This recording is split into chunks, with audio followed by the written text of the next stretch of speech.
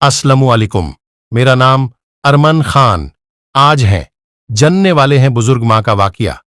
शुरू करने के हमारे चैनल को सब्सक्राइब करें। चले शुरू करते हैं। मोहम्मद मक्का के बाजार से गुजर रहे थे। देखा कि बाजार में एक बूढ़ी औरत 2 थैले लिए हुए खड़ी थी।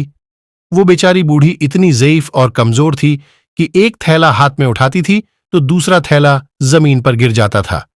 वो बेचारी एक एक करके थैला उठाती थी और आगे बढ़ जाती थी और इसी तरह एक थैले को आगे रख देती थी और दोबारा से दूसरा थैला लेने वापस उसी जगह पर आती थी। सबकी नजर पड़ रही थी।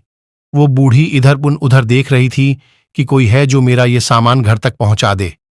सामने से हमारे नबी मोहम्मद तशरीफ ला रहे थे। आपकी उस बूढ़ी औरत पर अचानक नजर पड़ गई। पास आकर उस बूढ़ी औरत से फरमाया, या उम्मा मां, तफाली मां, क्या मैं थैला उठाने में मदद कर सकता हूं? अब उस बूढ़ी मां ने जवाब दिया कि एक थैले को तू उठा ले और एक थैले को मैं उठा लेती हूं। हुजूर ने फरमाया, मां रहने दे।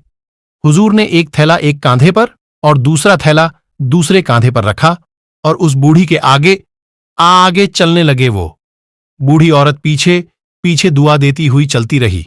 ऐ जवान ऊपर वाला, तेरी उम्र में बरकत अता फरमाए ऊपर वाला, तुझे सलामत रखे। फिर अचानक वो बूढ़ी औरत एक सवाल करती है, बेटा कहीं तेरे कांधे तो नहीं दुख रहे हैं? तब हाँ जीरो, मोहम्मद ने जवाब दिया, कांधा तो नहीं दुख रहा है, मगर मेरी मां अगर तेरे पांव दुखते हो तो बता, तुझे भी कांधे पर बैठाकर घर छोड़ दूं। तब उस बूढ़ी औरत ने जवाब दिया, अल्लाह तुझे सलामत रखे। चलते चलते जब बूढ़ी अम्मा का घर करीब आ गया तब उस बूढ़ी अम्मा ने कहा, हाँ जा ब्याती, जिसका मतलब है ये मेरा घर है। ये सुनते ही हुजूर ने दोनों थैलों को नीचे रख दिया और फरमाया, मां अब मैं जा रहा हूं। अब उस बूढ़ी मां ने कहा कि तूने मेरे थैलों को उठाया है, उसकी कितनी मजदूरी हुई? मोहम्मद की आंख से मोती की तरह आंसू का खतरा जमीन पर गिर गया और फरमाया, मैंने आपको मां कहा है, क्या कोई बेटा अपनी मां से मजदूरी ले सकता है? भला वो बूढ़ी मां ये सुनकर रो पड़ी और कहने लगी, ला इब्नी, यानी ना मेरे बेटे नहीं लेता मजदूरी कोई बेटा। अपनी मां से बूढ़ी मां हूं, मक्के में एक जमाने से रहती हूं। मोहम्मद वहीं ठहर गए। फरमाया, हाँ मां बता, तेरी क्या वसीयत है?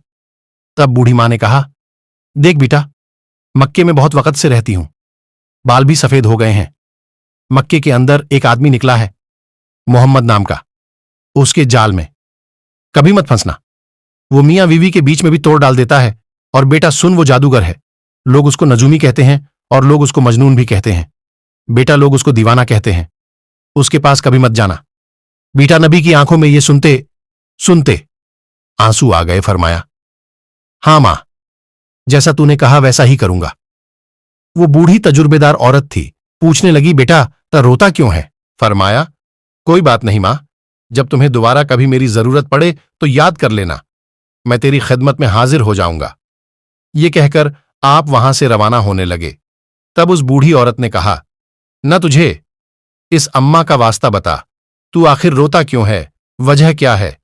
इसके पीछे तो मोहम्मद साहब ने फरमाया कि ऐ मां, तू जिस मोहम्मद के डर से मक्का को छोड़कर जा रही है वो मोहम्मद कोई और नहीं, वो मोहम्मद मैं ही हूं। दोस्तों, वो मां थी जिसने ये जुमला सुनते ही जवाब दिया, बेटा मोहम्मद तू ही है।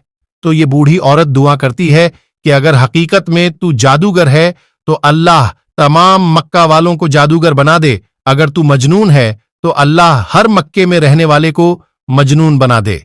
और वो बूढ़ी औरत कहती है, बेटा तू जादूगर नहीं हो सकता, तू नजूमी नहीं हो सकता, तू मजनून भी नहीं हो सकता।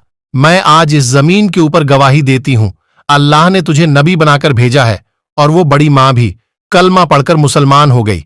जब हुजूर वहां से तशरीफ ले जाने लगे तब उस बूढ़ी मां ने कहा, बेटा मां अपने बच्चों एहसान करती है, तू एक पहला ऐसा बेटा है जो अपनी मां पर एहसान करके जा रहा है। ये थे हमारे प्यारे नबी हुजूर और ये थी हमारे प्यारे नबी की तालीम। या अल्लाह हमें नबी के तरीके पर चलने की तौफीक अता फरमा, आमिन।